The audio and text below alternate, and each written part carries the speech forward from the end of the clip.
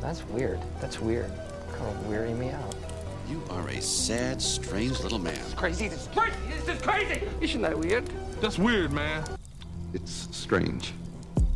What's up, campers? Welcome back to episode 189 of Camp Strange. I am your camp counselor, Alex Tobin. And I am your other camp counselor, Dan Lanning. Hey, is that a real person? It is. If you don't know, come on now. I don't know. Who is that? It is the University of Oregon's head football coach who turned down the head coach position at Alabama. Oh, because what's his name? Saban? Nick Saban stepped down. He retired. And my fearless leader, beautiful king. He didn't jump ship? No, he didn't jump ship. He said no to the biggest program in the world. What? Holy Yeah, shit. he's my king. Oh, that's cool. Well, good for Oregon, and more importantly, good for Dan. Anyway, we're back to bring you the spooky, wacky, weird, strange, and Australian. Yeah.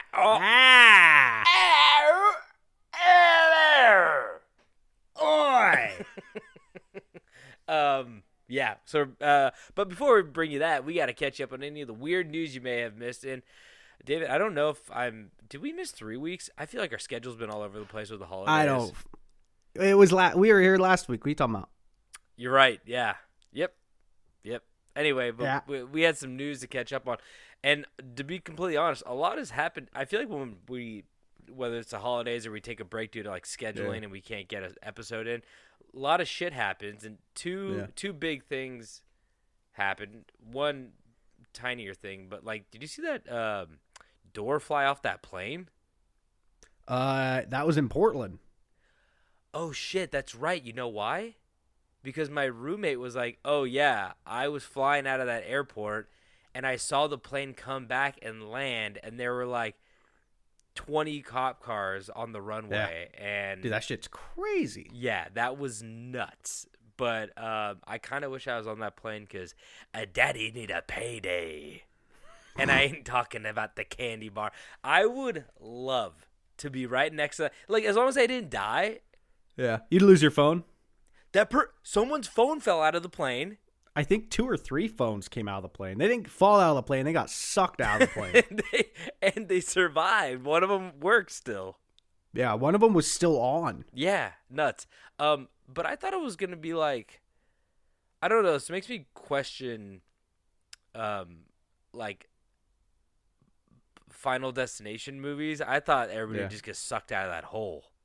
Nah. Like, if you didn't have your seatbelt on. Well, I think elevation has a big part of that. What do you mean? Because they weren't high enough? Yeah, I don't think they're high enough for everybody to get sucked out. But, like, does that happen even if they were high enough? I don't know. I don't know either. Let's say yes.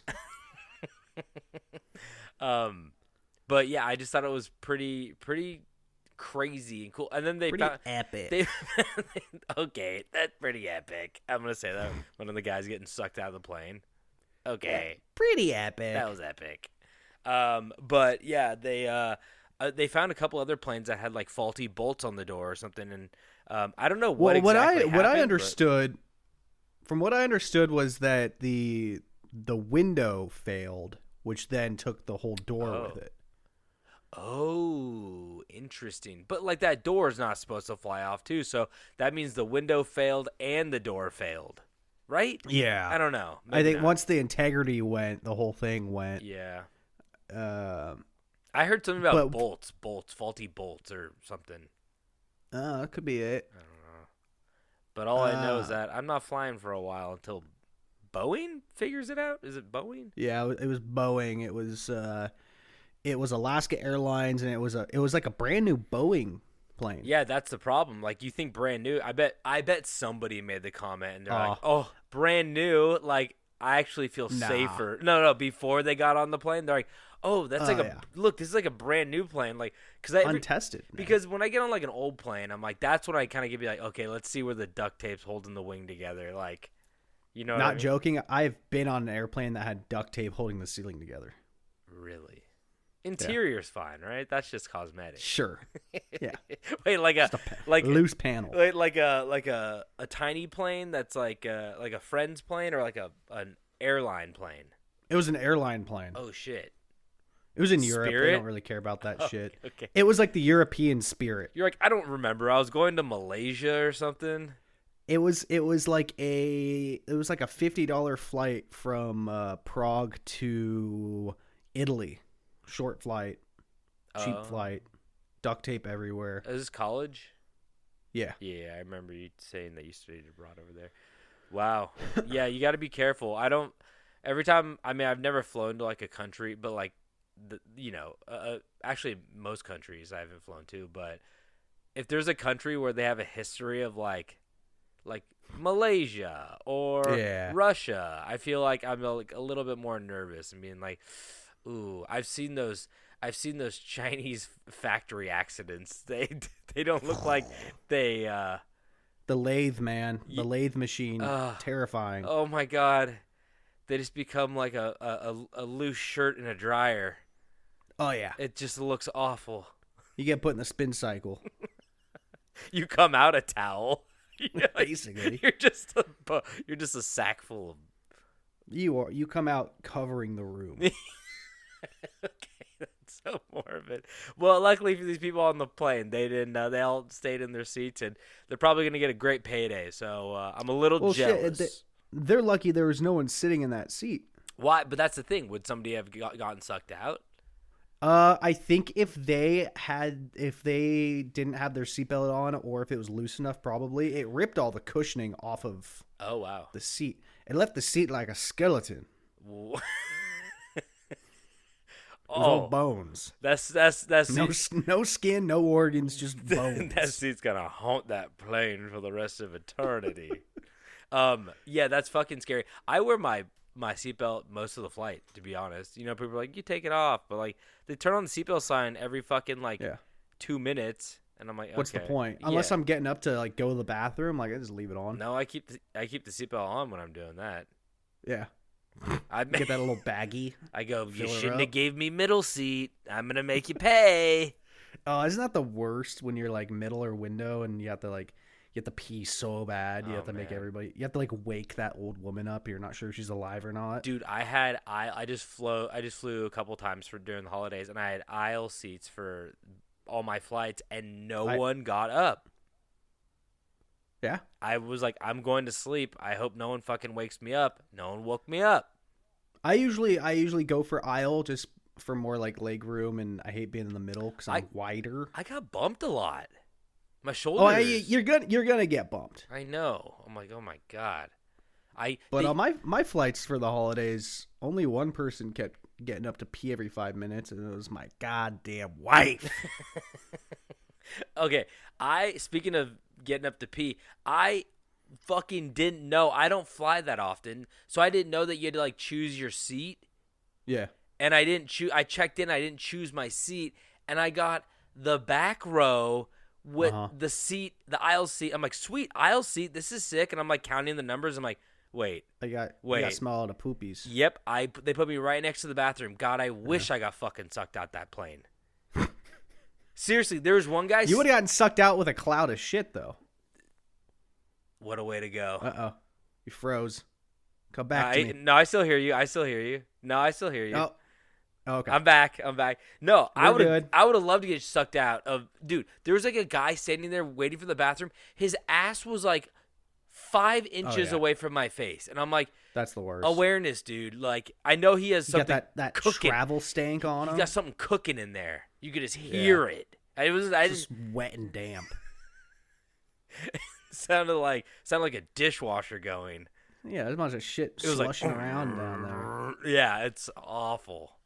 But the other big story that we missed was there's like some fucking alien scare in like Florida, Miami. Okay, I don't know much about this. Can you inform me? So from what I am aware of is there's 2 stories to this. One is that there were a bunch of middle school age children setting off fireworks outside of a mall. and people thought it was a shit ton of gunfire. And so every police officer in town showed up because they thought it was a full-on like war zone. And then the other story that has been circulating is that there were 8 to 12 foot tall aliens. That's a big difference. Trying to go to the Louis Vuitton store. They're trying to get some new belts. They were trying to buy those stupid big fucking red shoes that existed for like a second. The spikes on them? No, they're like cartoon looking shoes. You know, like the... Oh, yeah. The Astro Boy shoes. Yeah. Trying to get some of those. Oh, Astro Boy, bless you. Astro Boy makes I don't sense. think that was Louis Vuitton. No, I'm just saying, I'm trying to think of another dumb thing people buy. That actually adds up, though. Astro Boy, aliens. Exactly. They're like, you're stealing our style. This is our culture. Riz. We have the Riz. This Riz does not belong to you or your galaxy. But yeah, I saw some like grainy ass footage, and people were like, aliens. I'm like, okay, can you have something better than a fucking like helicopter? Like somebody filming with their iPhone out of a helicopter, and like I'm like, Yeah. I can't tell what's going on. Hey, that adds to it though, because they wouldn't want us to see it. It's true. I need these children who quote unquote start lit fireworks to come forward, so I could. But they might be paid actors by the government. Yep, they all are. Crisis actors. Every child is a crisis actor, as I've been told. Well, speaking of, this gets my news story right here. Okay. So this man that we used to jokingly love, we didn't really love him until he became such a problematic figure that we kind of stopped talking about him altogether. That's right. We're talking about Alex Jones, baby. And he has a video game on Steam now. Oh, I saw. Oh, you did? I did. So I think it's like $20. It's like a take on Metal Slug, which is a side-scroller shoot 'em up. If you haven't played Metal Slug, just go to any arcade, and you've probably seen it. But Go get your ass kicked because those games are fucking hard. They are hard. They're quarter eaters. But it's called Alex Jones NWO Wars, and I don't know who made this, but apparently everybody's calling it dog shit. But you know, if I knew that, if I didn't know that buying it for $20 put $20 directly into his pocket, I would absolutely play it. he's gonna have to sell a lot of games. I think he owes $1.5 billion in like damages to like from all like the Sandy Hook shit. Speaking of crisis actors, but so he's gonna have to sell a lot of these games. I don't even know if he made it. He might wait. I know I saw an ad for it by him. Yeah, I was gonna say they can't just use his likeness and face and everything, but he has one where he goes to Epstein Island, and it's like, did you see any of the screen grabs from this? The trailer that I saw showed gameplay of it.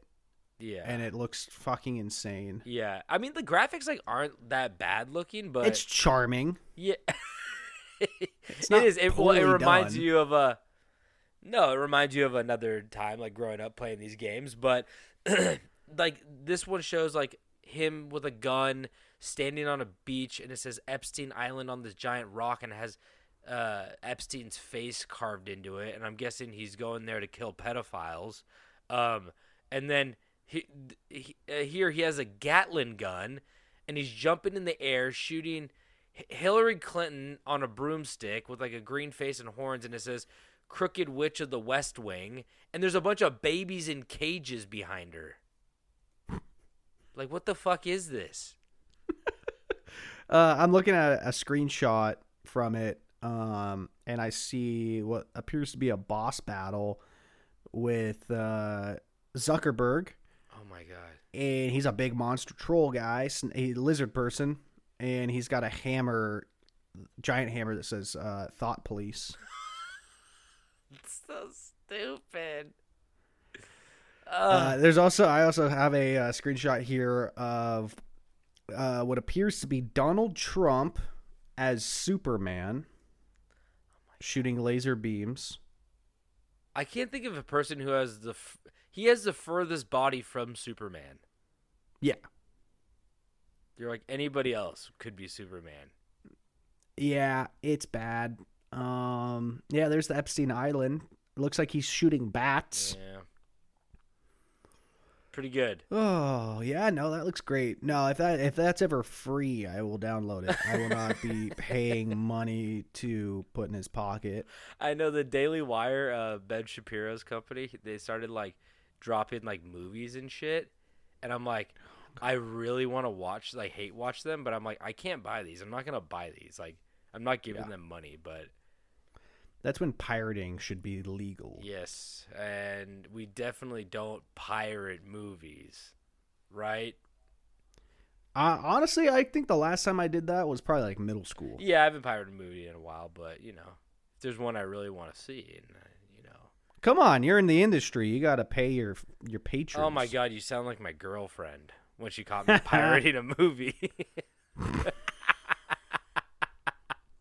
Downloading a zip file of of the nominees. I'm like, yeah, I don't have industry money yet, okay? Daddy need to get sucked out a window to get the money.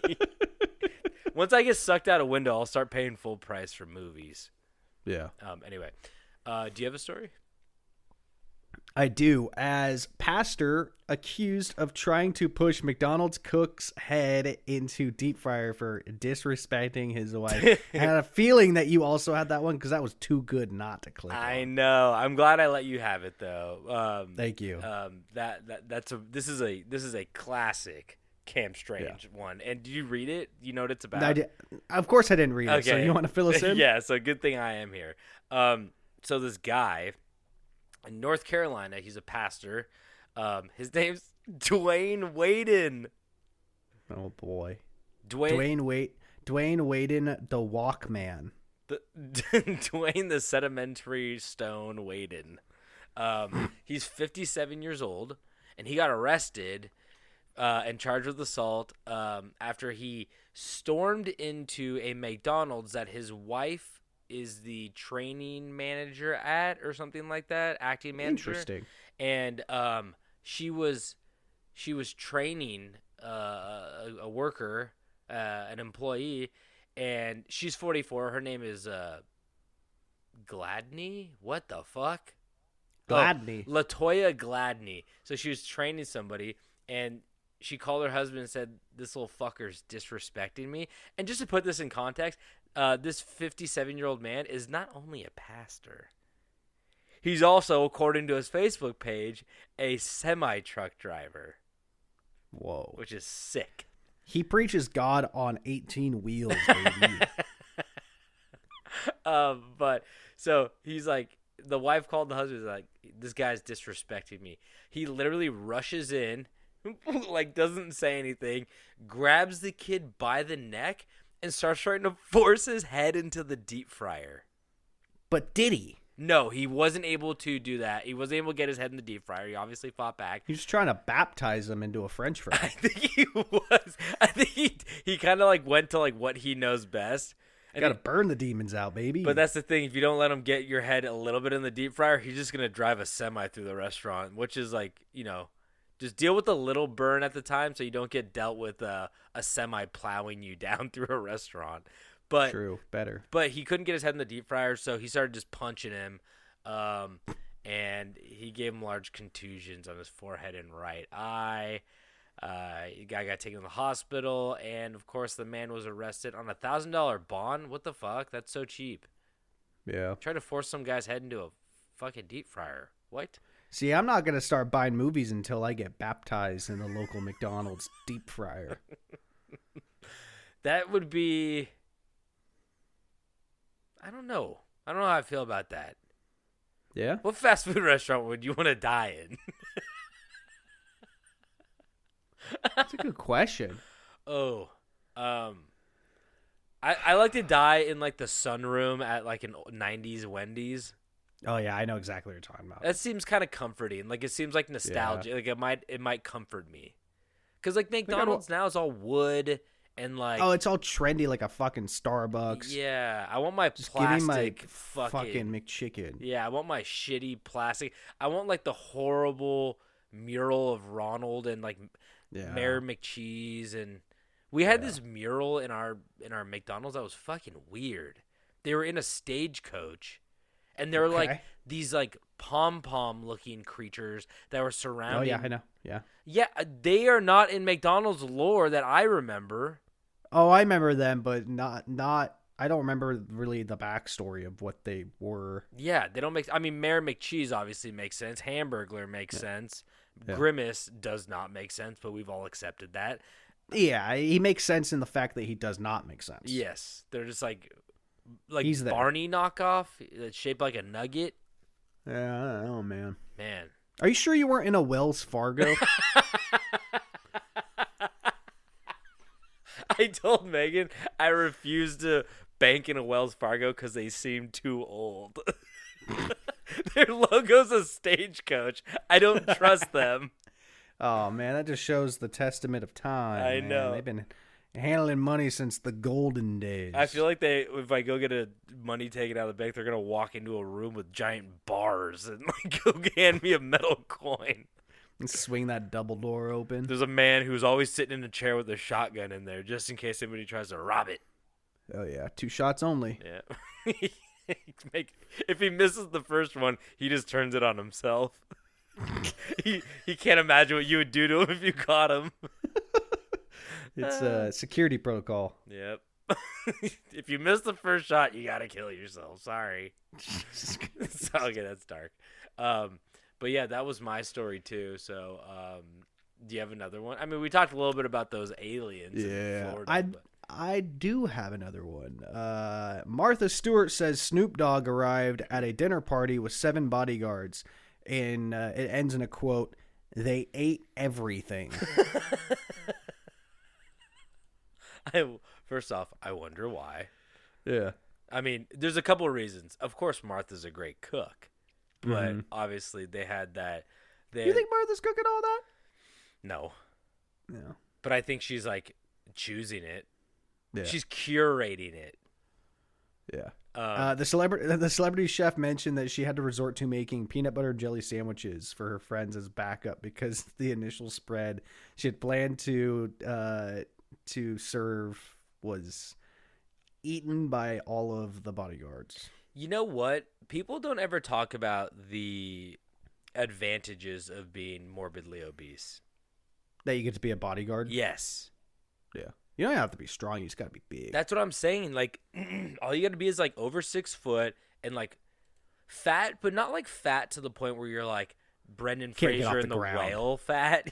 Yeah, you got to be able to get off the ground. Yeah, exactly. But like those guys, they're built like Samoans, where you're naturally just a unit. I don't know if you can say that. Why? I think that's offensive. Is it? I don't know. I feel like it's fine. Like Samoans are naturally like big people. Not like fat. I just mean like they're big people. Like they're like Nordic people are big people. Like Icelandic people. Yeah. Like that's the world's strongest man was an Icelandic dude. But yeah. I've seen Dwayne. Dwayne's Samoan. That guy's big, man. Is he? Dwayne Johnson? What? No, I know that he's like very muscular. Is he tall? Yeah, I think he's like 6'3". God, the fucking internet keeps cutting out on me. No, I hear it though. Okay. How tall is Dwayne? Oh my God. Are you the one who told me that there's a fucking 80-page discussion on how tall Dwayne "The Rock" Johnson was on like celebrity? Okay, no, it's Chris. No. Chris said he went on celebrityheights.com and there was like a 45-page discussion on how tall Dwayne "The Rock" Johnson is, and people doing like forensic evidence of him standing next to different people. And I'm like, what the fuck? So I Googled it. It says he is 6'5", which means he's probably like 6'3". See, that's the thing. There's no way he's 6'5", right? That's like, I don't think so. So big. Probably 6'3". That's pretty big. Yeah. I'd say 6'3", something like that. Yeah. Which is still big. Yeah. Why does it always go up a couple inches? I don't know, man. more intimidating. He plays the macho man. No, yeah, but all celebrities, I feel like they'll show like Zac Efron. Well, because He'll they're be like golden 5'10". gods. Their perception is everything. We have to expect them to be better than us. Yeah, but people always like when you meet a celebrity, they're always like, "Oh, you look taller in person." I'm like, I thought you were gonna be taller. So with me, I'm gonna say I'm like 2 feet tall. So when they say I'm 2'2", they're gonna be like, "Wow, you're pretty tall." You're 4'2". I'm 2'2". Oh yeah, no. Well, that's like what I meant. I'm trying to roast myself before you could even say anything. Okay. But when I met Michael Keaton, I didn't know who he was simply because he was so petite. Ooh, what does hips look like? His hips very small. But But man, he was fast. he could run like a motherfucker. what were you doing with him? I Chasing can't him. talk about it. I can't talk about it. Well, I was in his house and I had a knife and a ski mask, but I can't discuss further than that. I signed an NDA with the FBI. Dude, Michael Keaton's 72? God damn. He is not 72. Yeah. What? Yeah. See, this is saying he's 5'9", but I mean, I think he's 5'7". Maybe I was standing uphill. I'm 5'8". So next time I see Michael Keaton, I'm going to go chest to chest with him. Do it. Nose to nose. See, that gives me a little hope, though, because that means I could be Batman. Yeah. Okay. I like this. That's crazy. He was like Batman at 71 years old. He was. Oh, I guess he was. Yeah. I damn. thought you meant in the early 90s. I was like, he was not 71. Do you know Nah, numbers were? in the amazing film The Flash. Oh my god, did you watch that? I did. Oh my god. It was entertaining, but it sucked. It was bad. The CGI was really bad. What the fuck It was was really that? bad. Like, what was that? It was really bad. Yeah, his tooth fall out. Remember when his tooth fell out? Not really. It was all kind of a... The final shot of the movie, his tooth fell out. No! The final shot of the movie was... His tooth falling out. Oh, yeah. He smiles. George Clooney did play the tooth. Did you ever have, like, Timmy the Tooth VHSs in your dentist office? Yeah. Fucking terrifying. I did not like that. That was his Veggie Tales, but he was fighting plaque instead of the devil. That was probably George Clooney's most terrifying performance as Timmy the Tooth. Yeah. Crazy he booked that. Still sexy, though. Pulled it off. Anyway, when I'm watching Timmy the Tooth, I pull something off. Okay, I'm done. I'm done. I'm going to hell with all the vegetables that prayed to Satan, apparently. Did they really fight the devil in that? Oh, yeah. The pickles were demons, man. Well, it does have Christian undertones, does it not? No, the whole thing's about Christianity. VeggieTales? It's all about the Bible. I kind of like seen it, but like not. Yeah, that tomato was like Noah's Ark.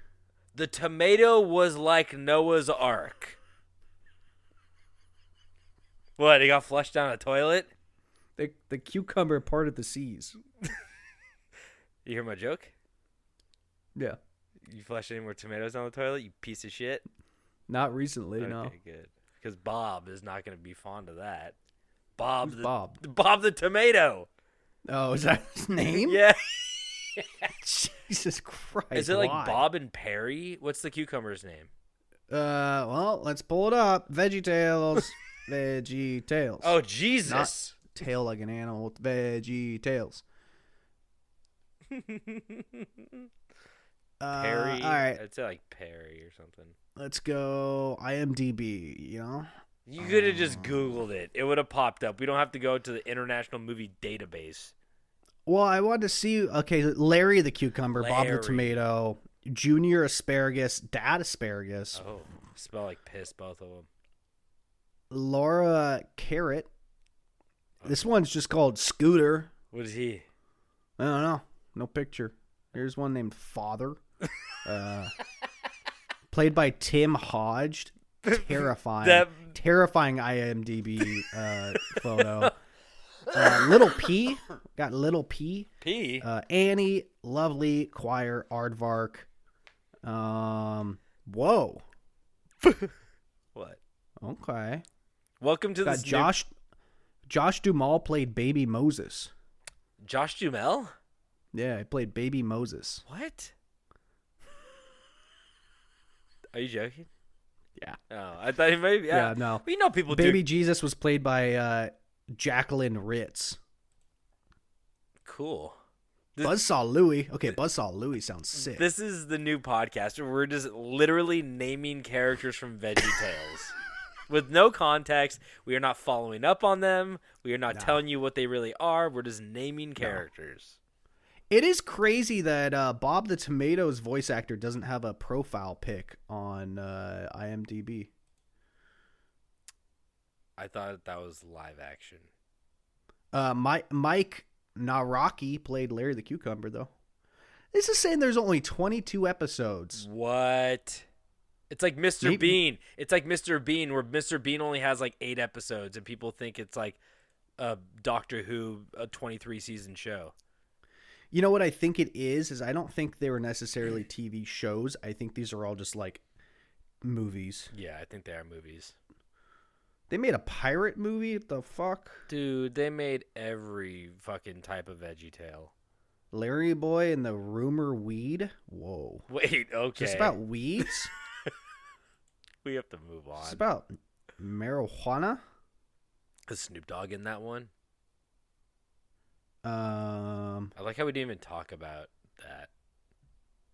We just talked about What? fat bodyguards, and then it escalated into VeggieTales. All from a Snoop Dogg, Martha Stewart story. See, here's VeggieTales, Dave, and the Giant Pickle. So the pickles are the demons, man. Oh. I made that up earlier, but it's kind of looking like I was right. Because they're soaked in vinegar. Yo, they got a Indiana Jones. Okay, get this man away from VeggieTales right now. We need to tell these stories, David. VeggieTales, Minnesota Kook? What? How do you spell kook? Okay. Okay, this is C-U-K-E. Cuck? Minnesota Cuck? VeggieTales and the Minnesota Cuck.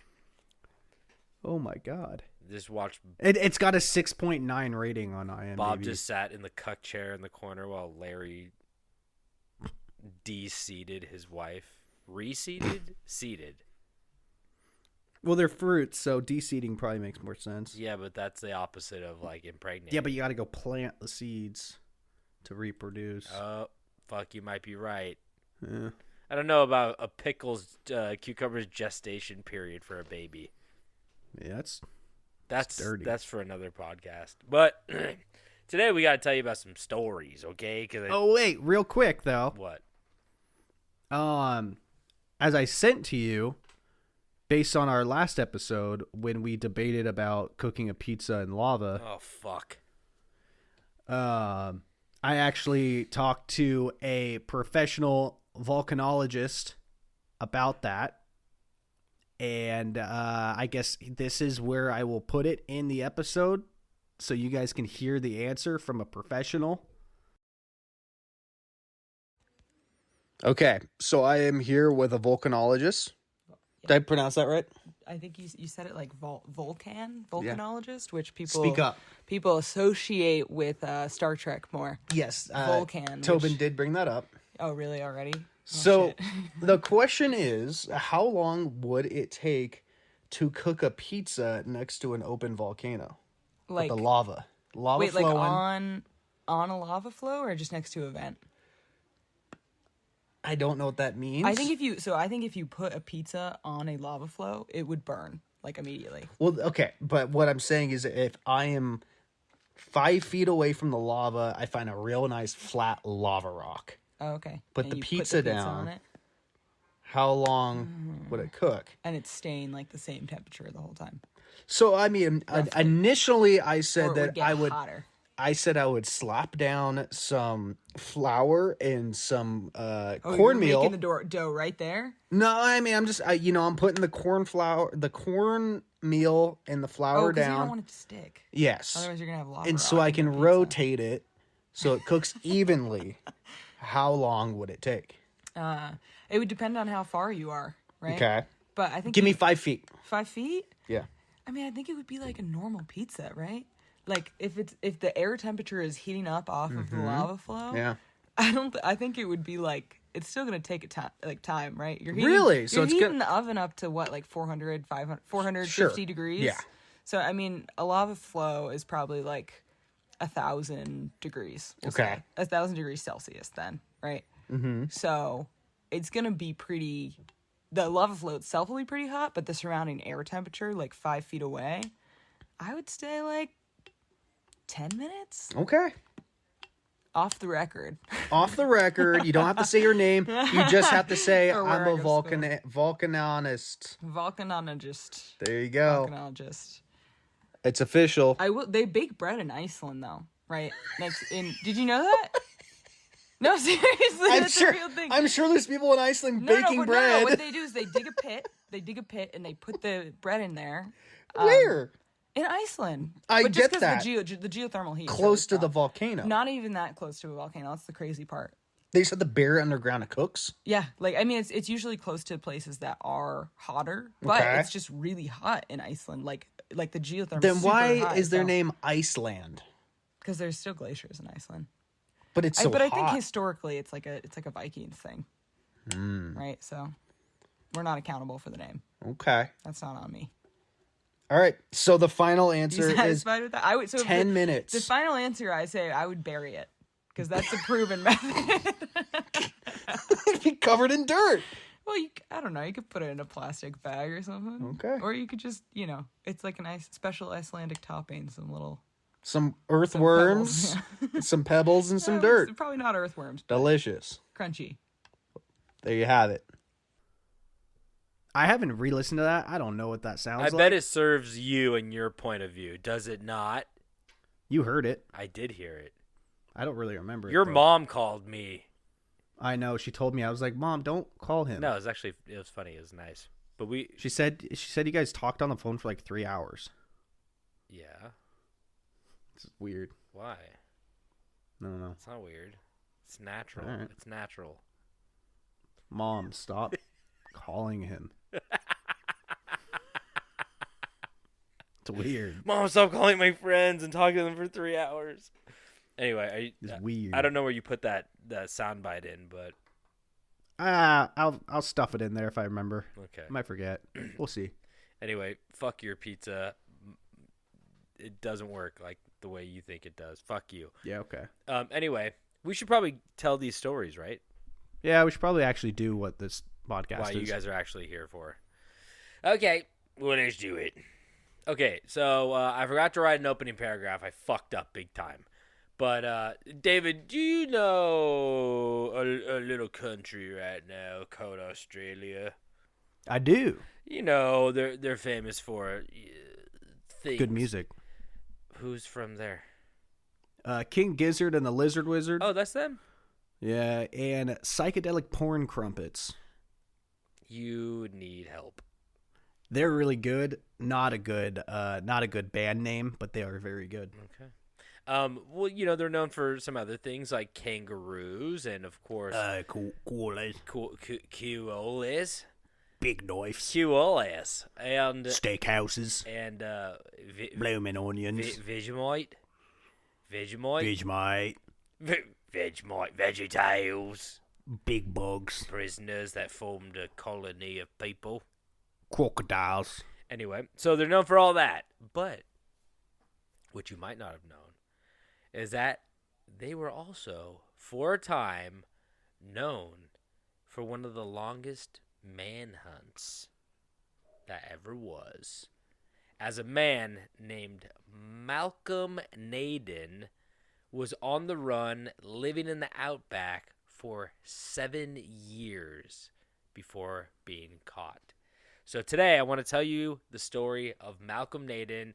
And although it sounds like a cool story, this guy's a bad dude. So, we're not really rooting for him. But, the story is so interesting. So, I'm going to tell you a little bit about Malcolm Naden and his 7 years on the run. So, Malcolm Naden was a strange child, to say the least. In Dubbo, Australia, which is the eastern part of Australia, kind of near Sydney, but more inland. Dubbo, Australia, Malcolm grew up in a rough housing commission, which is like the projects, during the late 70s, early 80s, and found it very hard to make friends, which continued into his adulthood, actually. His mother watched Malcolm and his brother Richard, while his father worked as a sheep shearer to keep the family afloat. Say that 5 times fast. Sheep shearer, sheep shearer, sheep shearer, sheep shearer. That was 3 times, not very fast. Saoirse Ronan. What? The actress, Lady Bird. Her name's No. Saoirse Ronan. Movie sucked. I was not a fan of it either, but it was people liked it. So, but eventually, Malcolm would move out due to a disagreement with his father. Oh God, it's always the disagreements with the father. I don't. Bad daddy. Bad daddy, badder son. Yeah. Possibly. Bad seeds. But you know what makes a bad son? Bad seed. A bad daddy. Bad seed. Bad seed from a bad daddy. Sometimes I walk up to people in public and I go, "Don't have kids. Rotten seed. I could smell it on you." And you spit on their shoes. Yeah. Yeah. And I go, "From one rotten seed to another, don't fucking do it." and then I close one of my nostrils and I blow a snot rocket on their shirt. Yeah. On their tie. Yeah. Tie. Because they're wearing a tie at the time. Yes, everybody I talk to wears ties. I only go to business parks that have no signage. I'm like, "What do you do? Hit a button on a computer? Fuck you." Stand by the water cooler? Fuck you. Busy day, huh? Fuck you. Close the Anderson account? Anyway. Okay, so Malcolm would go on to move in with his grandparents until the age of 31. That's a good time. So, which was in 2005. So he's 31 in 2005, living with Peepaw and Grandpepper. I mean, wait, that just made him sound like a gay couple. What do we call Grandma? Mima. Meemaw and Grandpepper. Yeah. So, although Malcolm did not have much of a social life, he did have a work life as he found a job as a skinner and deboner.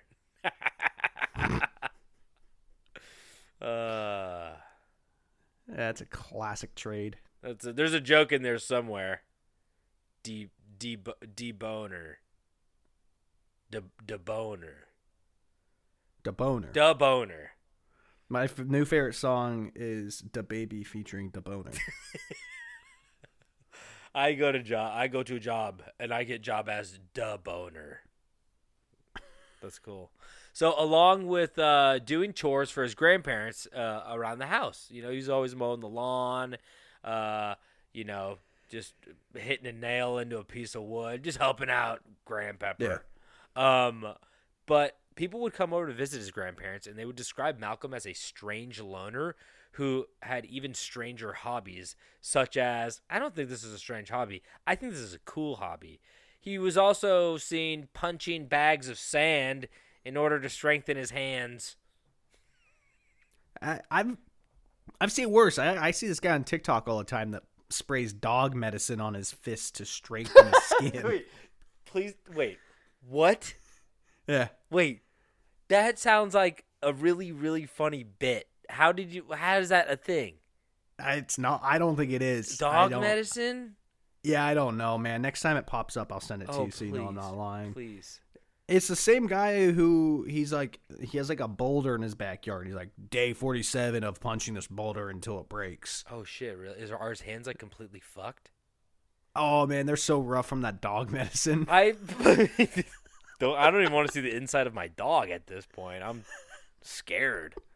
Looks like the surface of the moon.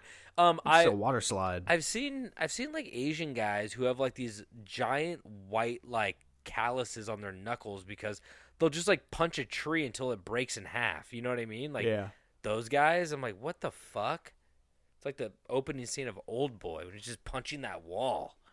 Yeah. But so after he was done with his hobby of punching bags of sand, he fell deeper into his loner mentality as he even began to stop talking to his grandparents as they left meals outside the door for him with no contact for days sometimes.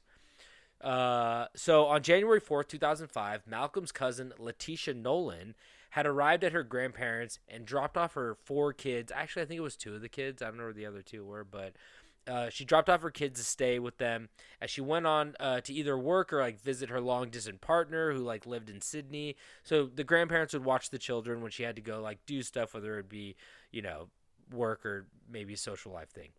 So after she drove off, they expected her to be back by like mid-afternoon the next day. But when Letitia did not show up the next day, her grandparents became nervous. They became even more nervous when they found her purse and cigarettes at her home, making the absence seem a little less planned. Like she planned on coming back rather shortly, but for some reason now she was gone for a full day, and it just didn't make sense when she didn't have her shit with her, I need my cigs. How long can I go without a cigarette, David? I think the longest I've timed you without your cigarette was 3 minutes. Yeah, I'm like... But you're also in the bathroom, so you might have been smoking in there, and I just didn't know it. Well, the only time I could not smoke a cigarette is when I'm doing this podcast. And, like, here, do you want me to lift up my... lie. Well, no, I can lift up my shirt and show you all the nicotine. I'm literally more nicotine patches than skin. Yeah, that makes sense. Yeah, That's why you keep itching? That's the dog medicine. Oh, okay. So it was shortly after they found Letitia's car abandoned by a river with no evidence left behind in the car that really freaked them out. They're like, what the fuck? So Letitia had vanished, which was alarming and strange, obviously. But it was Malcolm's behavior that started to draw even more attention. See, Malcolm began to lock his door, hanging blankets over his windows, and only leaving and entering his room through said windows.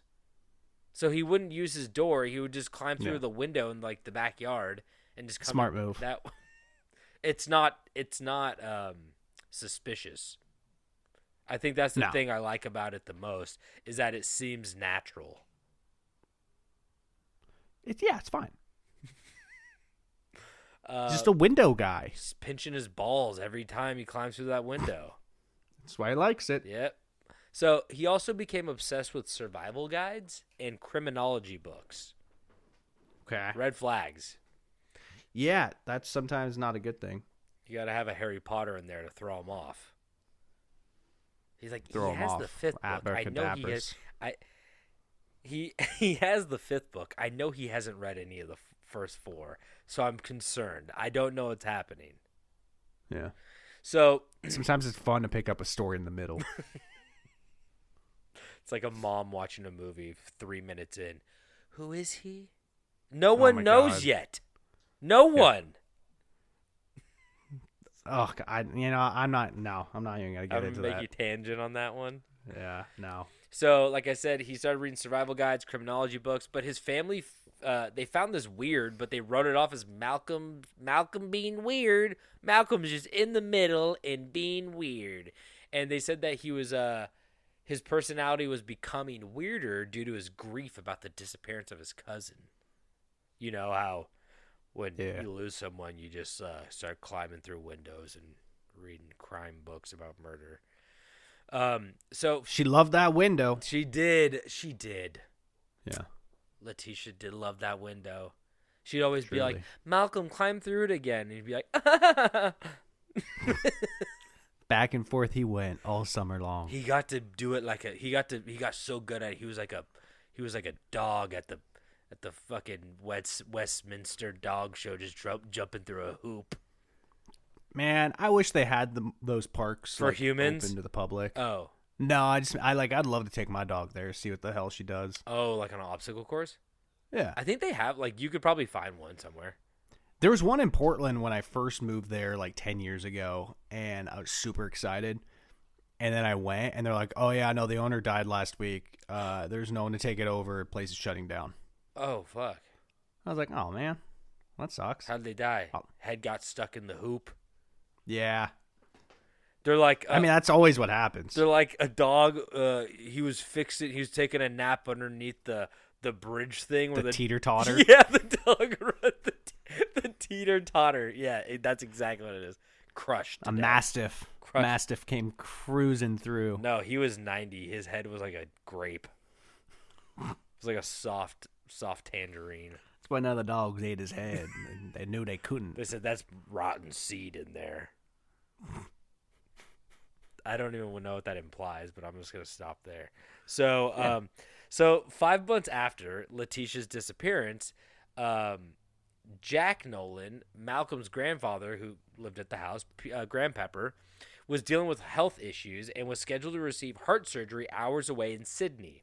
But he needed someone to look after the house since like his wife was coming with him and shit. Malcolm was of course useless as he was playing Boner Jams 03 in the fucking his bedroom with the door locked probably. So his grandparents asked Christy Scholes, Malcolm's other male cousin's girlfriend, to watch after the place because apparently Christy had not had like a great family life. So when she started dating Malcolm's cousin and like brought her around the grandparents, they like instantly liked her. They felt like latched on. Yeah, they felt like a connection. They're like, oh, we really she's one of the family. So she became very close to the family and the grandparents, and they looked at her like a niece and trusted her deeply to, you know, look after the place while they were gone. Because, like I said, Malcolm was there. How insulting! Malcolm's like, I literally do not leave the house, and they're like, I live here. They're like, you cannot be trusted. Yeah. They're like, God damn. Grandparents are saints. God, can you think of a worse fate than to be a like you have a kid and you're like, yes, like fuck yes, my kid is like cool and normal and like I don't want to say I like my kid because I think parents are supposed to like their kids, but you know, like when they grow up into adult and you're like, you get a weird kid and you're like, oh, my kid's weird. Still love them, but it's a little hard. Yeah, my kid likes like eating underneath the bridge. But you're like, cool, my kid's normal, and then they have a kid, and then your grandkids they just fucking suck. Yeah, and then you just have to like, they're like, grandma, can I live at your house? And you're like, oh, we have to like, his dad hates him. And he hates his dad. We have to be nice to him. Yeah. There's grandparents. He's still our family.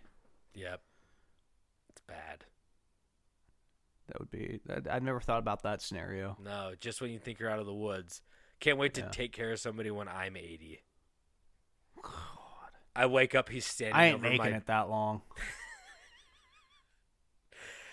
I wake up, he's just standing over me, sketching me. Sorry, lost you on the internet. What'd you say? Don't worry, you wanted to hear And this. there you go again. I wake up, I wake up, and he's just standing over me, sketching me. Oh yeah, you know, just normal. Honestly, that shit. like really that doesn't even sound that bad. Well, I'm naked. He's naked. Yeah, I know. Still, I feel like I could think of worse scenarios. That's but true. Well, we're going to get there because after the grandparents left for Sydney, Christy stayed in the house with her 2 kids while Malcolm sat in his locked room. Nothing seemed out of the ordinary. That was until the next day when the 4-year-old daughter of Christy arrived at the front steps of the neighbor's house. Apparently, she had ripped a hole in a screen window and climbed out after being locked in a room for hours. The neighbors went into the house and found Christy's other child locked in a separate bedroom as well. I think that child was younger, maybe like 2 or 3. But no Christy in sight. So, and these were the neighbors. So they initially called the police. And after the police were called, they kicked in Malcolm's door where they found not Malcolm, but Christy dead from strangulation under a pile of clothes. A crude drawing of a naked woman on the wall above her. So, actually, that was weird. I didn't mean to bring that up I didn't mean to preface that. That made me wonder. I was like, did I miss something earlier when he was drawing people naked? No. I just, like, brought that. I think that was subliminal. I wrote and read this story, but I definitely wrote and read this, guys.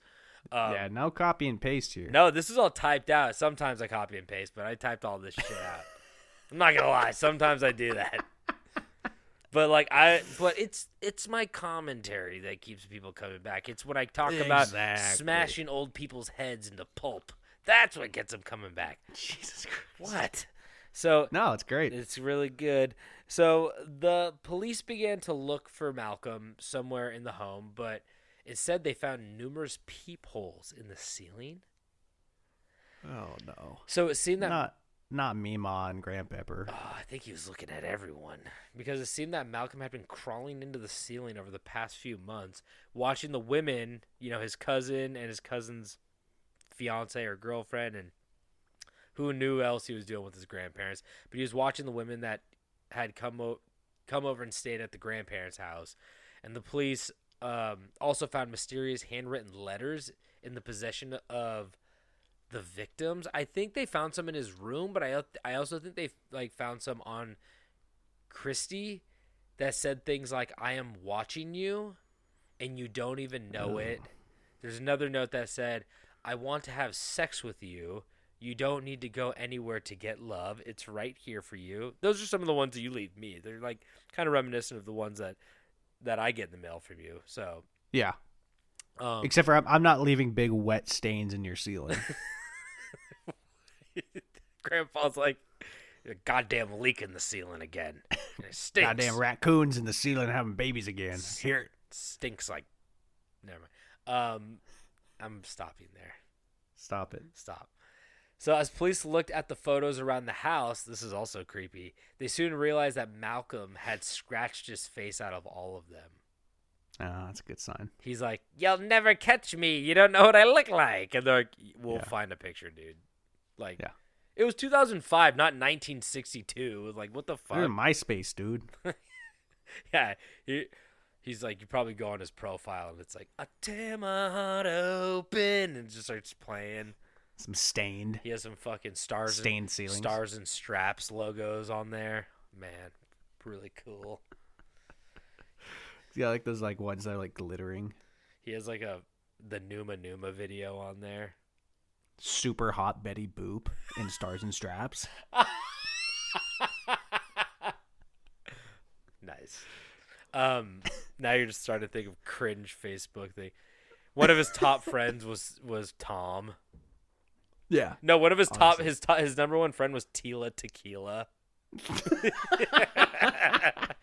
Well, she really went off the deep end. Dude, she was like trying She's to a Nazi Yeah, now. I was about to say she wanted like the dude. That's a great episode. Please cover her. All right, I'll give I'll you that cover it. one. That's a really good one. I'll do it next week. Okay, but you better do it thorough because I want to know better. everything about her. So at this point, it was wildly obvious that Malcolm had done it. You know, he scratched his face out of everything. And they found a dead body in his room.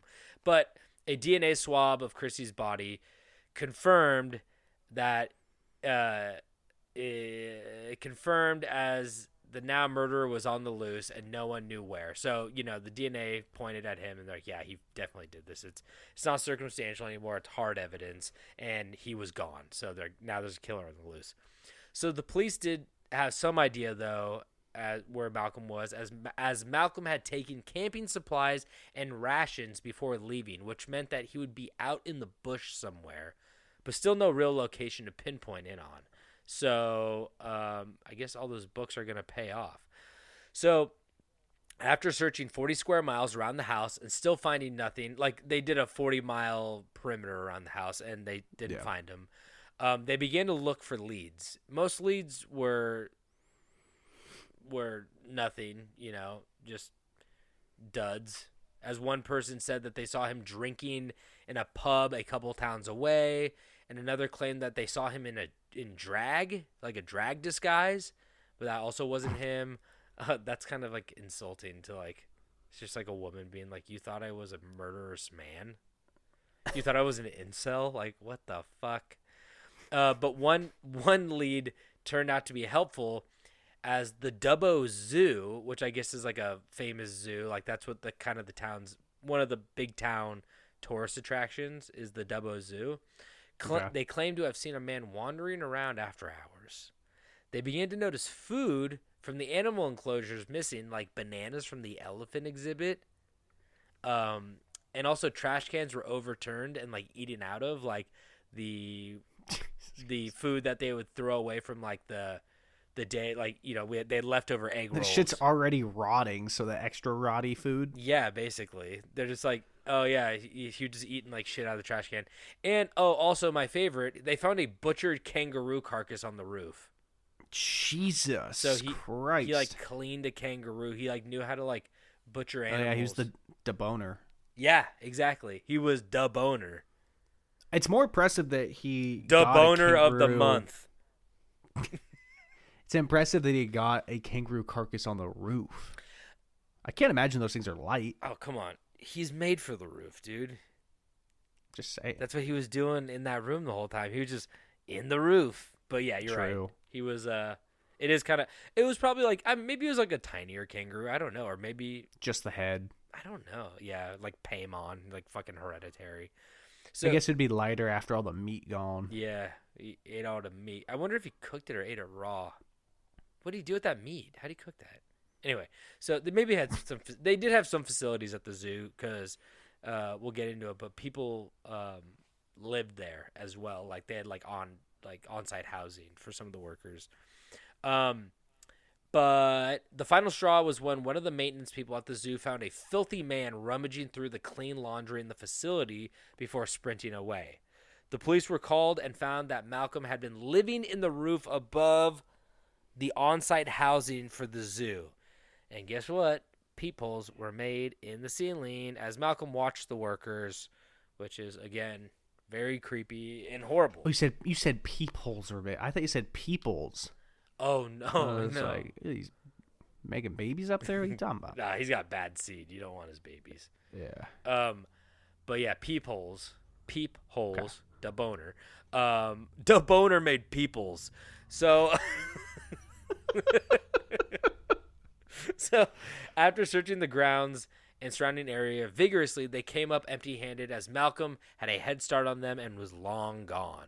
So he didn't fuck around. Like, when he got caught by somebody, even if it was like a look or like a glance, like, he was gone. He was not like, Yeah. sometimes he'd just like leave his shit and just go. Like, he knew how fickle his freedom was. It's like, if he stayed around and tried to just like, maybe I could get away with it, they were going to catch him. So he was just dipping and darting, dodging, Yeah. diving. Dippin' Dots. Yes.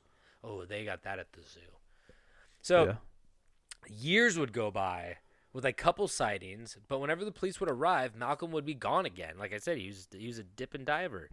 Elusive. Exactly. So desperate to end this manhunt, the police offered a $50,000 bounty on Malcolm to be turned over to the police, dead or alive. David, I found a new career for you. Bounty hunter? Dude. You'd like that. Be a good bounty hunter.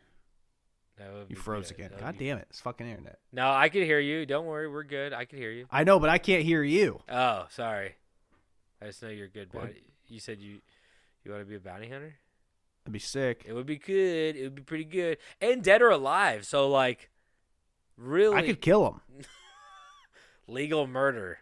The one thing Yeah. I've been really praying for. I keep writing my, congressmen. They don't reply, but Imagine just, like, being able to legally murder somebody and then the government gives you money. What the fuck? that'd be cool. Be sick. So, sorry, we're on a watch list now.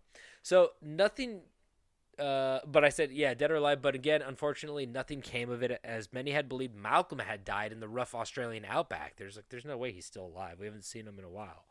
Ain't no way. So, Ain't gonna happen. so in 2008, 3 years since his crimes, Malcolm had still evaded capture, but when police ran a DNA test on blood they found on the window pane of a cabin, he started slipping. Literally, not too good at climbing through windows anymore. So he was going into his house and stealing supplies, but when they ran the DNA, they found out that it was his DNA. And this cabin was 200 miles from Dubbo, showing just how far he had traveled in his time on the run. But more importantly, it told authorities that he was still alive and now in the area. So pretty crazy. I don't think it's that crazy. 3 years, he traveled 200 miles. But he became so well known that, like, he probably did not get a ride from anybody, use any kind of public transportation, any vehicles. Yeah. He probably walked 200 miles through, like, Brush. thick wilderness. And it's like, what the fuck? So Malcolm went another 2 years, now 2010, before police found a trail, as a local woman said she received a note after skinny dipping in her private lake, which read, Oh no. "Nice moles." Oh, that is very creepy. I was expecting worse, to be honest. Oh, really? That's like, but it's like, it's kind of like, what the fuck? Was it a slam? Is he like? Is that a joke? Or is he like I don't know. a mole guy? Or is he like? Maybe she had some. Maybe he was trying to cure her insecurities. She was like, I mean, she must have had some moles in some unseen areas. Maybe that was the thing. Maybe it was like I saw a mole that most people would not see. So like that's how you know I was watching you. Maybe he didn't. Maybe he's confused and he thinks nipples are moles. Oh, you know what? That my next sentence. He often thought nipples were moles. Yes, I did write that. I loved your two moles. Yeah. I love everyone's two moles. He would often say. Yeah. I love. My cat has 6 Yeah, I moles. was about to say. I was like, except for the kitty cats and the doggies. Can't believe these babies are sucking moles. That doesn't seem healthy. Yeah, mole milk? No, thank you. Mole milk. So, the police traced the handwriting back to Malcolm, and they're like, yeah, this is this little freak. And a year later, and many other break-ins, the police began to feel even more pressure as the public began to grow more concerned. I mean, this guy's been on the run for 5-6 years at this point, and is just like constantly breaking into homes. He hasn't killed anybody else, but he's like a creepy voyeur, like, you know, and a thief at the least. And the thing is, if he broke into your house and you were there, he might kill you just to not get caught. So it's like murder's not out of the realm. No, he's not afraid to kill. Exactly. So growing concern and the police being like, fuck, we have to do something. They upped the bounty to $100,000, but still nothing came of it. See, that's the thing. You don't want to catch him too soon, David. You can't be too good of a bounty hunter. Well, that's the thing, though. That's why I've got cages in my basement. Oh, you catch them early. Keep them alive for a while. Make sure they're real crazy. So if they try to snitch on you, no one's gonna believe them. And then you go break into a few houses. Yeah, you go kill a couple people, make it look like he did it, get his blood thrown all over the fucking place. Oh my god! So this is actually kind of a amazing idea. Yeah, you make him write the letters. You leave the letters behind, and then you turn him in, and then he goes, David actually killed those people, and then you go, and then you just like look at him in his little cage, and you just go, "You fucking liar!" I know I lost you. Your internet sucks, asshole. It's so fucking bad. Let me do that bit again. Yeah, do it again. I didn't hear that. He's gonna tell on you after you, and then you're just gonna look at him and go, "He's a fucking liar." He's a murderer. You're gonna believe him? He's like, I caught him. He's like, look at my mullet. He's like, he described to me all of the murders in great detail, and honestly showed me how to hold the knife and made me hold the knives that he killed people with. Yeah. Fricked up. It was really fricked up. So you don't swear. So it was so fricked. So like they know you're a good person. You're like, that was super screwed up. What the heck? That was so scary. That was heckin' weird. God, this guy is so weird, and he's like super epic at killing people, but like in a bad way. Like he smelled like caca. He smelled like a duty. He didn't. Oh, don't swear around the police. I'll arrest you. No, I would never. So after yet another couple break-ins, police swept the area thoroughly. Eventually finding a campsite with hammocks, food, debris, and a couple firearms, but no Malcolm. See, they believed it to be Malcolm's campsite. He wasn't there, but they're like, I think this is him. So they set up a sting operation for when he returned. But unfortunately, it ended fucking horribly because I feel bad for these cops. I'm like, this whole story just kind of puts them on blast. Literally and figuratively, because unfortunately it ends horribly when officers heard the sound of a shotgun ring out and an officer hit the ground as Malcolm had returned with gun in hand, firing at the police from around 10 meters away before taking off into the woods. He just like showed up and just these three like tactical officers were like walking to the anyways started blasting. Yeah, basically just fucking dropped him. I don't think he didn't kill the officer, but he started running and they couldn't catch him. Yeah. Like I wrote here. He must be fast. I think he's I think he just knows how to run in the bush now. He's a slippery bastard. Because I wrote right here, I hate to keep telling these stories of the police losing him, but a couple months later, it happened again after he broke into a home with security cameras. The owners took a pic, like from their, their phone or wherever it was feeding to, because they weren't home. And they sent it to the police, where they were able to arrive at the property, finding Malcolm, but he quickly scurried out the back and into the bushland, leaving his firearm behind. So he had leaned it on near the front of the door just in case somebody came in. He would grab the gun and fire. But he was near the back, and when the police came in, he saw them and just darted out the back. I'm like, how? This guy was not athletic looking, but he must have just had really good tactics of running around the forest. When you're that scared, I guess you're pretty fast, but yeah, we got nothing to lose. But here's the best part. Police found that while at the home, Malcolm had cut his hair, cut all of the clothes in the home for some reason, just slashed it up, and spent 7 hours on the computer looking at porn. Hell yeah. I was just thinking, that must have been one of the most fun days for him in a long time. Yeah, I've been on the run for how many years now? 7 years. 7 years, 7 hours. Yes. Man, an hour for every year. Yeah. Got at he it. was just all right, I'm going to sit down. I'm going to spend 1 hour looking up the best porn videos from 2003. But do you think it desensitized? 2004. Do you think it desensitized or it changed his fetish where they found that he was Googling trees shaped like women? Oh, it might have ruined it for him. He's been jerking it to trees that look like a pair of boobs or something like that. A couple knots on a tree. He's looking at the knot and he's oh.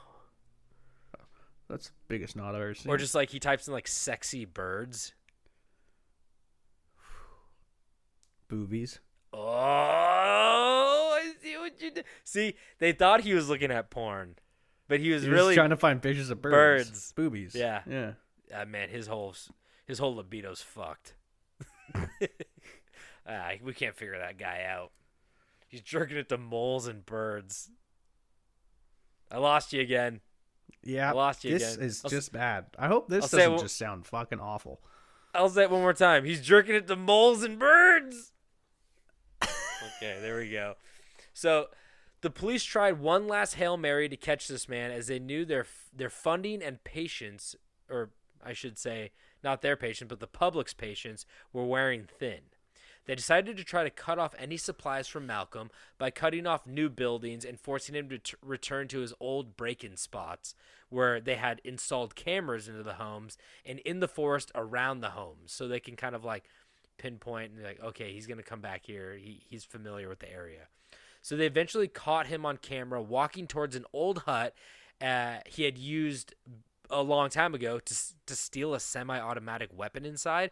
I think some old dude owned the hut, and for some reason, I mean, I get it. He's like a Australia has those guys that are off the grid too. You know what I mean? Oh yeah. Just have guns lying around. But I thought guns were illegal in Australia. I don't know when that happened. I think it's legal if you're outside of a city limit. If you live out in the range, I think it's okay. Okay. So, yeah, he stole a semi-automatic weapon years before. So, the tactical team, also this place looked like a little literal tin shack. So, it looked like shit. So, the tactical team surrounded the building as they saw smoke rising from the chimney, and after waiting around for 15 minutes, Malcolm came outside to pee. The officers had him, but one of them, dude, I feel so bad. One of them accidentally stepped on a piece of corrugated metal, and Malcolm took off running. He's like a deer. They snapped a twig. Exactly. So, Jesus. In a panic, the entire task force were not again. This can't keep happening. The entire task force rushed Malcolm, but Malcolm, I guess, was pretty quick because they weren't able to catch him. Oh my god! But- Why don't they just like fucking shoot him in the knee? But some other person did catch him. Oh no! Not a person, actually. A Chuck. Can't. One of the police dogs named Chuck ran him down and fucking took him out. Attaboy. Chuck actually, after this, he became a like kind of a national celebrity. Yeah, He was just like a that's amazing. German Shepherd. Hell Very, yeah. very cute. So Malcolm did not even seem bothered when he was finally caught. And after being asked if he was tired, he responded with, "I've been on the run for 7 bloody years. Wouldn't you? Thank God it's over."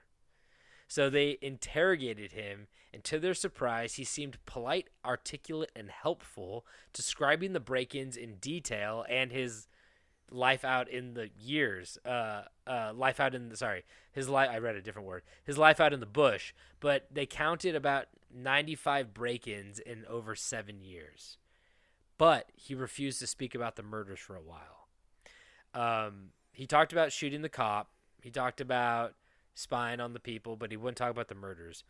So after being sent to a supermax prison by not speaking, he wrote a 25-page document describing the crimes in great detail. So I think he just needed a little time.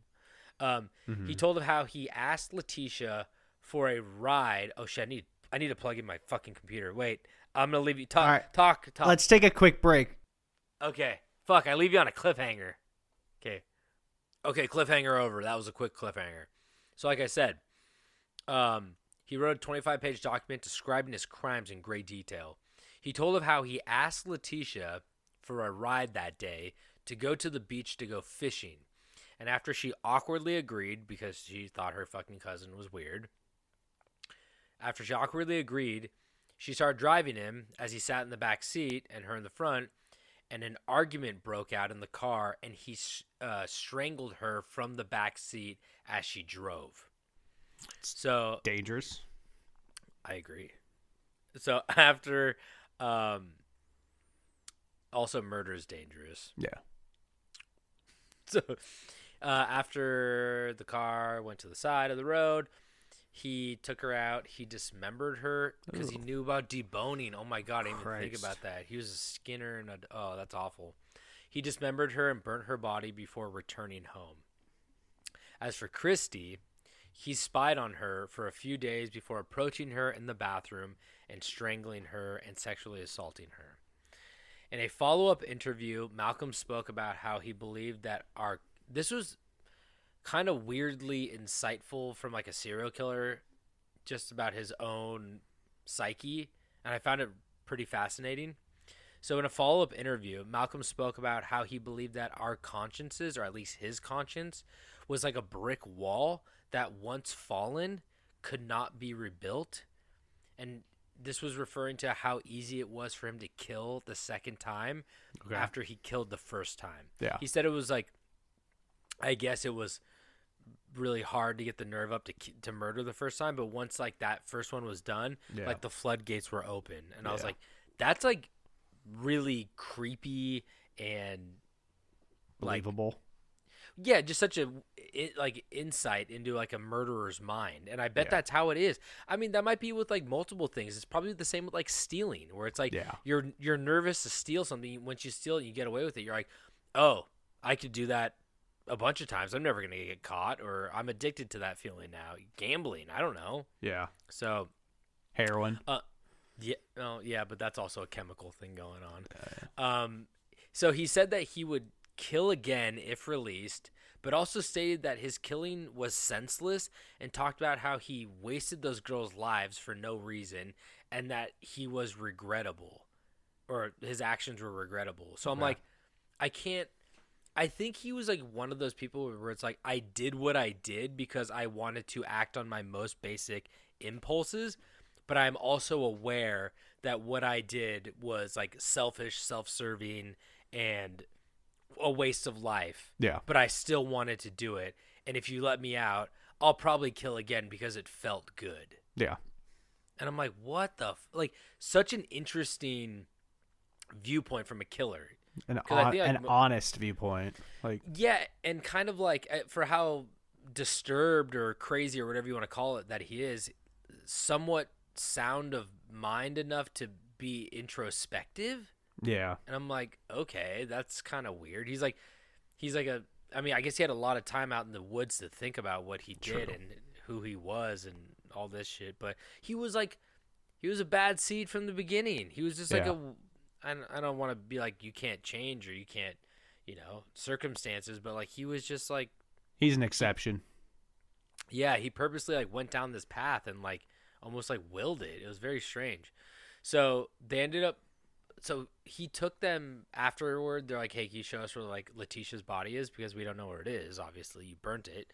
And he's like, yeah, I'll bring you to like the beach where like I put it. And he like brought him there and he like couldn't find it. And he's just like, I don't know where it is. Like It got washed away. Yeah. So they're like, fuck. But luckily they ended up like a couple years later, somebody was walking on the beach and they found a femur bone and they found Letitia's remains, which gave closure to the family, which was very nice.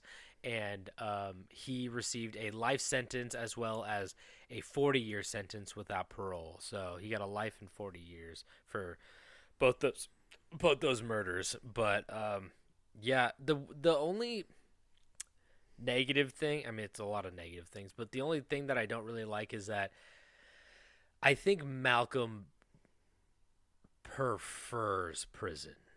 Probably.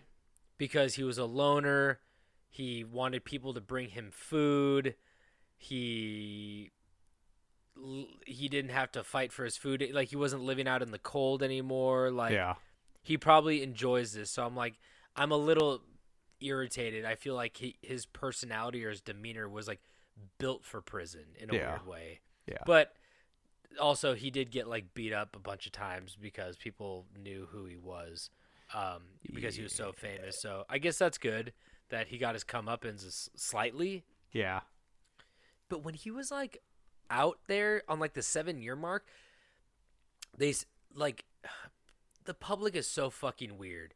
The public started siding with him, saying that the police were too hard on him. and people were like making like the Malcolm Naden burger. It's like, it's grab and go. Like take it.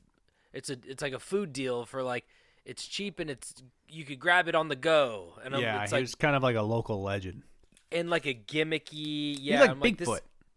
Yeah, but like the problem is you forget that like this happens with some killers, like Scott Peterson or like Charles Manson, where like the women fall in love with them, and I'm like, they murdered people. Charles Manson didn't murder anybody; he was a cult leader. But these other people murdered people, and you're like, you forget that sometimes, and you're like, no, these people are monsters. Like, yeah, well, they're not monsters, but they're humans with horrible decision-making skills and proclivities. So, I don't know.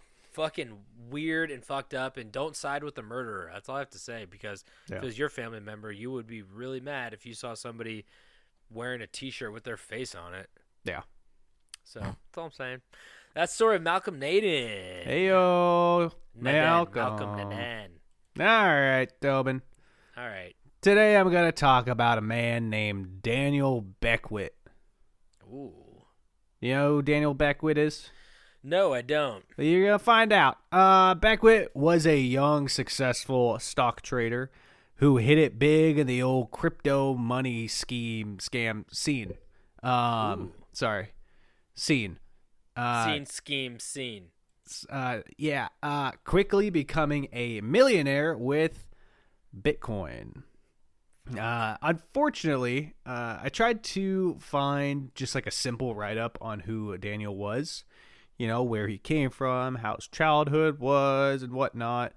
But with this story that I'm telling you, being as big and bizarre as it is, it pretty much is the only thing you'll find when you try to like research him. Mm-hmm. I do know that both of his parents had passed. His mother had passed, I think it was like 8 years before this happened. And his father passed away like a year before this happened. But that's basically the only information I have about him and his family. Did they get to see him become a millionaire through Bitcoin, or His did they? dad might have, maybe. Because you're talking about the incident that happened, not him becoming a millionaire, right? No, but the incident happened mostly because he is a millionaire. Okay, so So it's become a important. millionaire. Yeah. Okay. Yeah.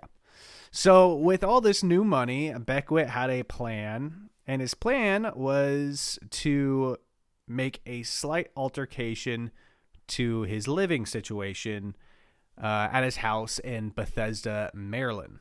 Alteration or altercation? Alteration. Okay, so he's not fighting his dad. No. Yeah. Okay. No, his dad's dead. Now. So He Tobin, altered his life. Jesus Christ. Sorry. Tobin, what's the best and safest investment a millionaire can throw a buttload of money into? And no, it's not a pet monkey. Sports car. Sports car. That's a good one, but not the one I'm looking for. Boat. Boat's also a good one, but not what I'm looking for. Old Zuckerberg just did this in Hawaii. That's right. The classic millionaire bomb shelter. Oh, fuck. Yeah, Yeah. because Zuckerberg just did that in Hawaii. Wait, he's. I kind of briefly heard about that. He built a bomb shelter out there. Yeah. Fuck. Yeah, but Beckwitt had more money. He had more money than he knew what to do with it, and he was a stock crypto guy, so he was stuck to do what he was good at, and that was hit the internet to find some working hands to build his dream fallout shelter under his Bethesda house. Do you know how much money he actually made? Because you're saying I don't know. millionaire, but he doesn't. Yeah. He has more than $1 million, right? Yeah, like I was saying earlier, there are a lot of like little details that I just couldn't find. Yeah. So Beckwitt met a 21-year-old man named Askia Kafra, which I'm going to call him Kafra from here on out. Yes. So he met Kafra online, and Beckwitt became an investor in a company that Kafra was trying to launch. The two became friends, which led to Beckwitt convincing Kafra to help him with his little project. Beckwitt, a strange paranoid man, went to extreme and elaborate lengths to keep his project secret, even trying to hide the truth from his own help, Kafra. So What? Wait. What? yeah, just wait. So Beckwitt tried to trick Kafra into thinking that they were digging tunnels in Virginia, not Maryland, by having him wear blackout glasses before taking him on a long drive with tons of turns to confuse his senses of where the fuck he was. He's probably just driving around his neighborhood. So Beckwitt even went to lengths of spoofing, which I did not know what that was. So Sexual? No. So here's the definition. Is he gooning? Oh my God, no. I don't know what so- that is. I just heard about it. Yeah, we're not going to talk about that. Surprisingly, we haven't talked about that. So I believe gooning is just like a more extreme version of edging. Oh, okay. And we'll leave it at that. So spoofing is the act of disguising a communication from an unknown source as being from a known trusted source. Oh. So spoofing can apply to emails, phone calls, and websites, or can be more technical, such as spoofing an IP address, like a spoof. ARP, Yeah. or a DSN server. So, are you going to get into what he actually did? Like, that be something like, oh, the FBI reached out to me and told me this? Or I have absolutely no idea how he used the spoofing. But he just, like, tried to... He probably showed him, like, a fake document that was like, look, this is my Virginia deed, or you know what I mean? Like he was trying to show him like trusted documents to be like, look at where you're Yeah. at. I'm making that up. I don't know if that's the case, but Or maybe He was he trying to called him from like a solidify. Virginia phone number. yeah, he's trying to find like concrete things that people would be like, oh, well, his phone number is from Virginia. Like things you could look back on and be like, yeah, it seems like he's telling the truth. That looked Yeah. legit. Yeah. Yeah. So Cafra thought they were in Virginia, not Maryland, the whole time. Now this becomes one of those stories where you think to yourself, why the fuck do you go back for more? But Cafra would work in the tunnels. This guy's just hired. Was he an engineer? Or is he just hired like labor? Again, it was one of those things where it didn't tell me what his business was he was trying to launch. It just said that, That's how they met. yeah, is that Beckwit was just like, or Beckwitt was just, like basically funding his startup, and in exchange, he was like, I'll pay for your company to start if you come dig tunnels for me. Oh, okay. And so he would go work in the tunnels for days at a time, eating, sleeping, urinating, and defecating into a bucket that Beckwood would lower down to him, Silence of the Lamb style. Stop. What? Yeah. You wouldn't just come out of the fucking hole to shit? No. What? The silver lining being that the tunnels had lights and an air circulation system and a heater. I mean, when you got money, you're probably like, oh, this guy's not that crazy because he has a bunch of money. Yeah. No, I mean, that's like, you look for things to kind of calm yourself and be Yeah. like, it can't be this weird. Like, yeah, I'm in a hole shitting in a bucket, but this guy's a millionaire. So it's like, Yeah. whatever. Maybe he's just eccentric or something, you know? It's Yeah. But like, why? I know. Like, why would you go back and do it multiple times? You think the second you're forced to poop in a bucket, you'd come to terms that Because no amount of financial support is worth sleeping in a tunnel and pooping in a bucket. But that's the thing. It's not just like he was getting money. It was like this guy was making future. his dream come true. Yeah. All I got to do is stick it out a little bit longer, and then I'll be a millionaire. I won't have to do this anymore. Yeah. And like, I'm not even sure if Cafra was like aware that he was planning on like building a bunker. Like, I don't know if he was just like, I'm just gonna keep digging tunnels, I guess. Like, Yeah, what the fuck? so as I said, this was all happening in Beckwitt's basement in his house. So the setup was a hole in his basement that led to a shaft that dropped 20 feet straight down into the tunnels that branched out to a estimated 200 feet in length. Oh my god. So it's some pretty good progress for, one man in a poo-poo How do you pee-pee even- bucket. How do you even do that? I don't know. Wow. That is until one fateful day. After being lowered into the tunnel, Cafra texted Beckwitt telling him the tunnel smelt like smoke.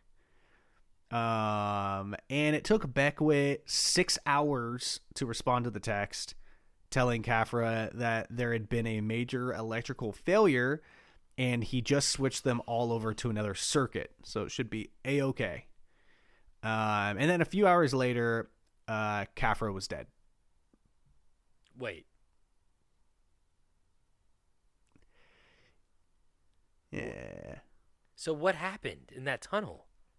Yeah, there was a fire. I believe the heater malfunctioned. There was an electrical problem, and it caught on fire, and somehow the tunnel just caught on fire. So you said Kafra was like, hey, there's smoke going on down here. And then it took the guy 6 hours of him being stuck down in that tunnel for him to get a response back. Yeah. Did he die during that 6 hours? Or did he die afterward? Died Was after. So he sat down there with like the smoke and fire, and then he goes, "Oh, I'll switch the power." Oh, I don't understand what's going on, but Yeah. It was just an electrical thing, and he said, oh, yeah. I'm assuming there's just an extension cord going super far with like a heater, and he just like unplugged it and then plugged it into a different outlet and called it good. And it wasn't good. Yeah, Firefighters still caught fire. Yeah, firefighters found Khafra's naked, charred body beyond recognition in the basement of Beckwitt's trash-filled home, only a few steps from an exit. Oh my God! Wait! Not just the hole caught fire, everything caught fire, and he made it out of the hole. Somehow I mean, when you see like you're stuck in a tunnel and there's fire coming towards you, like I guess you find a way, and I think he crawled back up the tunnel. Oh my God! 20 feet. It was believed that since Khafra was basically blindfolded through the whole ordeal, that he never actually saw the basement that led into the tunnels. Therefore, when he was in the basement, he was unable to navigate his way to safety as the fire spread because he had never been there before. No. And it was just covered in like garbage, and so like he couldn't see. Oh my God. Yeah. Oh my God! Just like the worst, like perfect storm of like horrible planning and execution. Yeah. Just a 'Cause I bet shitstorm. that trash caught on fire quickly too. Yeah. All like that plastic or like whatever he had down there. Like once that catches on fire, it's like black smoke. Yeah, You that can't even stuff. see- That stuff kills you quick. Yes. Beckwitt's attorney said that he screamed for help to his neighbors and attempted to save his friend Khafra, and that, in quotes, he's not a demon. Why should he be punished? Because he didn't clean up his house? It's like that's what happens when you cut corners and you try to get people to do shit that's like not zoned and safe. It's like me being like, David, crawl up on the ladder to go put the star up on the tree, and you're like, I don't really want. I'm like, go on the top step. I need to put the star on the tree, and then you fall, break your neck, and I'm like, it's not my fault. I'm like, Yeah. you told him to do it. Like Yeah. you were paying him, or you know what I mean? It's like It's I like, understand accidents, but whatever. yeah, it's like paying someone to build a treehouse made out of pure glass. Yeah. And you're like, what the fuck? And then when they break through and die, you're like, oh, it's not my fault. You're like, oh, I'm getting blamed for this? Like, yeah, it was your idea. Yeah. So Beckwitt's attorney continues saying, it still just amazes me that we're here, but we are. This was an accident. He didn't shoot a gun in the air. He didn't drop a boulder from an overpass. There's no need to put this man in the Department of Corrections. He doesn't fit in there. Why'd they word it like that? I don't know. The Department of Corrections. It's called prison, bitch. Yeah, he's a freaking lawyer. Lawyer jargon.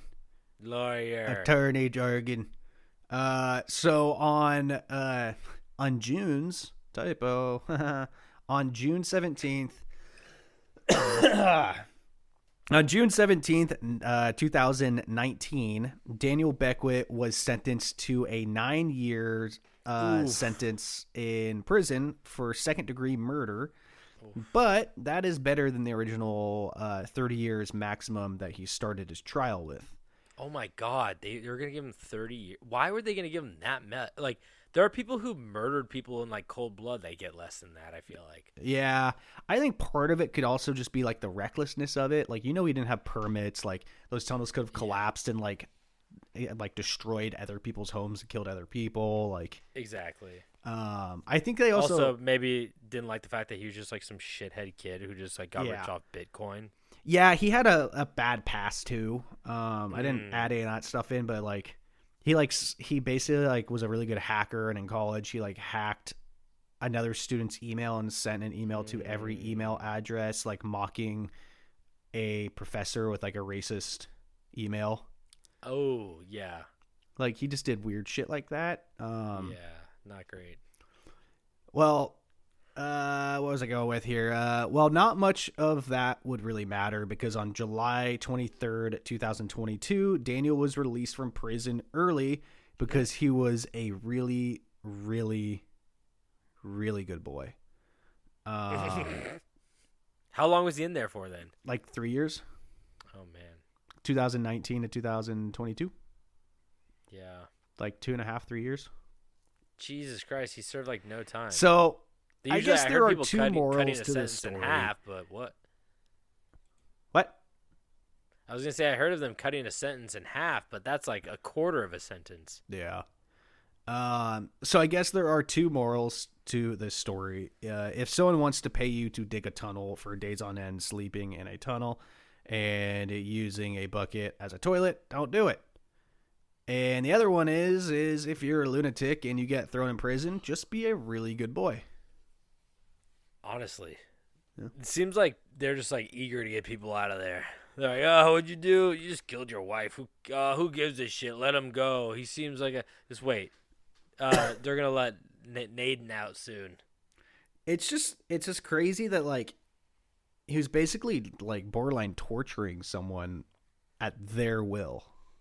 Yeah, because I mean, I understand the sentiment of an accident being an accident. Like, Yeah. I believe it was his friend. I believe he did care about him. I believe that he did try to save him, but he didn't care enough about his well-being to not put him in that hole and make him dig in the first place. Yeah.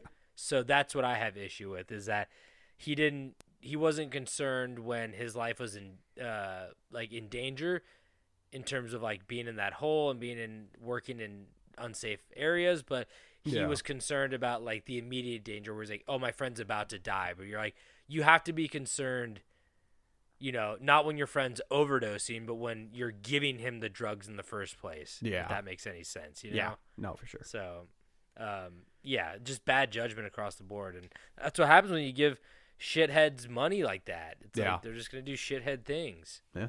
A shithead will always be a shithead, Yeah, true. Anyway. All right, is that the end of it? Yeah. Well, thank you guys so much for tuning in once again. We love telling you these stories, and we love when you stick around and listen. If you guys want any more information, you go to Camp Strange Podcast on Instagram. Click the link in bio, and we have merch. We have, I don't know what else we have there. No. Some other stuff. I don't know. Rate, review, subscribe wherever you can. That would be amazing.